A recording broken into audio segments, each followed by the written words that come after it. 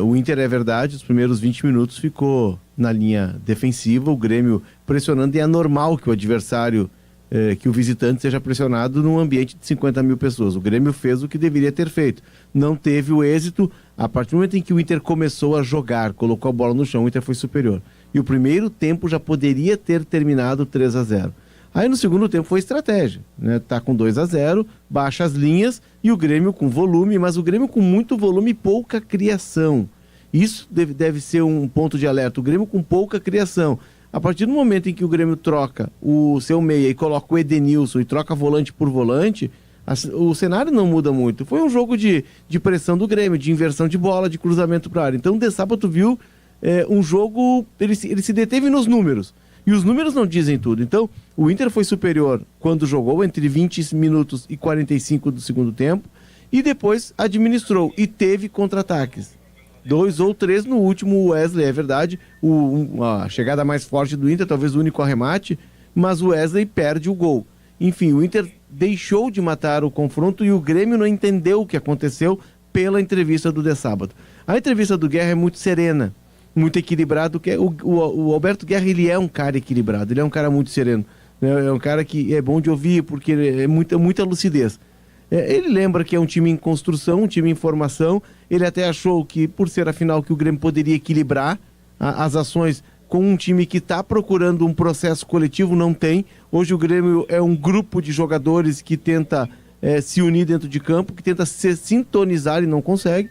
Não foi o que a gente viu. Léo. Opa, vai lá. Não, eu quero participar contigo, porque a entrevista do lado do Grêmio, ou as entrevistas do de sábado e do presidente Alberto Guerra, se realmente eles pensam isso, eu fico muito tranquilo. Se realmente eles acham que o jogo foi equilibrado, eu, como torcedor colorado, eu fico tranquilo. Eu desconfio, acho que é discurso externo para dar uma satisfação para o torcedor. Agora, se realmente eles estão achando que o jogo foi equilibrado e que eles não viram tamanha diferença de um time para o outro, aí eu fico tranquilo e vou para casa abrir uma espumante.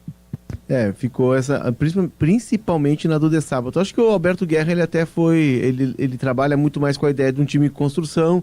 Ele fala que está montando um time para talvez o ano que vem, daqui a 2 anos, que é um time muito jovem. O Grêmio precisa colocar alguns adultos ali para cuidar desses jovens, alguns jogadores mais experientes, mais rodados. Eu tenho dúvida se o Vila Sante é essa liderança que o Grêmio imagina. Eu tenho dúvida. Hoje o Vila Sante é a grande liderança do Grêmio, e eu não sei se ele tem lastro para ser esse cara. Talvez o Wagner Leonardo construa isso, mas enfim, é um time em construção, e a gente viu dentro de campo que esse time em construção ainda está longe de ter uma unidade. O Guerra defende o trabalho do Quinteiros, e o Quinteiros é preciso levar em conta que ele está recebendo jogadores e agora começa o trabalho dele. Qualquer análise sobre o trabalho do Quinteiros com 60 dias e com jogadores chegando a 15 dias é assodada, é apressada. Eu sei como é que funciona a ciranda de técnicos aqui no Brasil, a pressão em cima dos técnicos. Enfim, o Grêmio vai agora para um jogo da final com uma desvantagem gigante de 2 gols, tendo de ir, e esse é um ponto importante desse confronto de volta, ao interior de Minas. O Grêmio vai de avião até o sul de Minas e depois pega um ônibus, mais 3 horas de ônibus. Na quinta-feira vai passar o dia praticamente inteiro viajando para jogar no domingo, e esse é um ponto que, sim, além da desvantagem de 2 gols, é um obstáculo imenso que o Grêmio tem. Marcelo Júnior de Bona. 9-7. Vaguinha, o Inter é Alain dependência, como perguntou a ele o Jason Lisboa, hein, Vaguinha? Eu acho que é. Eu acho que é, porque a diferença é muito grande quando ele joga e quando ele não joga. O Alan Patrick hoje, eu até comentei ali, minuto 15 por aí, o Léo pode me ajudar nisso, mas eu comentei o seguinte: olha, o Grêmio conseguiu fazer uma coisa que o Inter ainda não conseguiu, que é trocar passes no campo de ataque. O Inter ainda não conseguiu.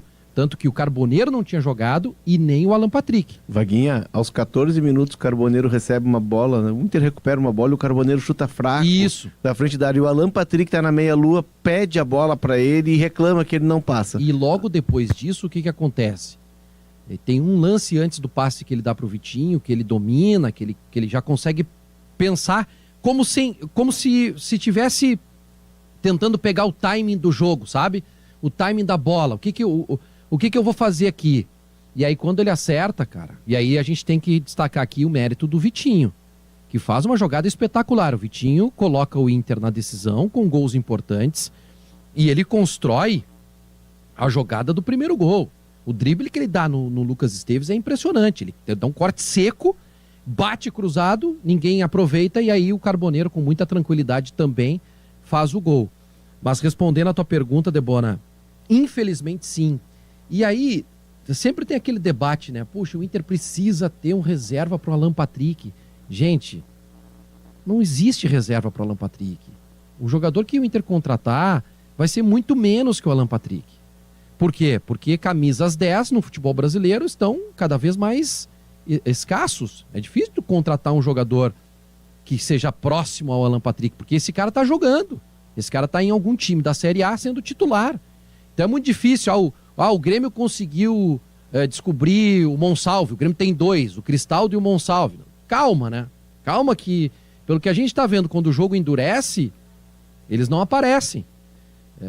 E o Alan Patrick botou o jogo no bolso. Essa aqui é a grande verdade. Ô Debona, só um detalhe aqui que chegou para mim. Na entrevista coletiva tinha me chamado a atenção. Eu não tinha visto aqui do campo, que na cabine o Roger estava de costas. Ele estava com a camisa com o escudo do Inter e o punho, que é o símbolo do racismo. Até é um símbolo desenhado pelo Gonza Rodrigues, a pedido do Inter. O Roger usou essa camisa em homenagem ao Luigi do Palmeiras, pelo ato de racismo que ele sofreu lá no Paraguai. Isso, contra o Cerro Porteño.